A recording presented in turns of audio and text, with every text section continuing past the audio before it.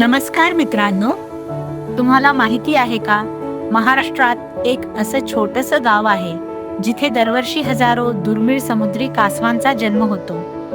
होय, हे खरं आहे. आज आपण जाणून घेणार आहोत रत्नागिरी जिल्ह्यातील सुंदर आणि निसर्गरम्य वेळास गावाबद्दल.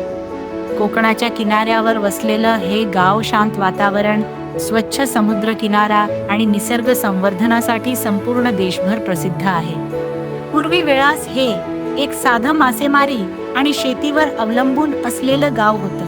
गावातील लोकांचं जीवन समुद्र आणि निसर्गाशी जोडलेलं होतं. पण काही वर्षांपूर्वी एक मोठी समस्या निर्माण झाली. समुद्र किनाऱ्यावर अंडी घालण्यासाठी येणाऱ्या ऑलिव्ह रिडले समुद्री कासवांची संख्या झपाट्याने कमी होऊ लागली. त्यामागे कारण होतं प्रदूषण, अंड्यांची चोरी आणि भटक्या प्राण्यांमुळे होणारं नुकसान.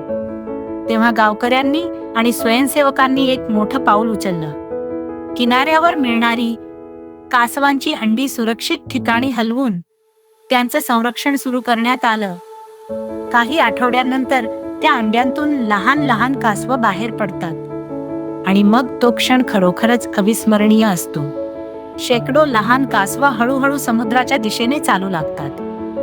हे दृश्य पाहण्यासाठी देशभरातून हजारो पर्यटक वेळास गावात येतात. याच कारणामुळे येथे दरवर्षी टर्टल फेस्टिवल आयोजित केला जातो. या उत्सवामुळे गावातील लोकांना रोजगार मिळतो आणि पर्यावरण संवर्धनालाही मोठी मदत होते. आज वेळास हे संपूर्ण भारतासाठी निसर्ग संरक्षणाचं एक आदर्श उदाहरण बनलं आहे. जर तुम्ही कधी कोकणात फिरायला जाणार असाल तर वेळास गावाला नक्की भेट द्या.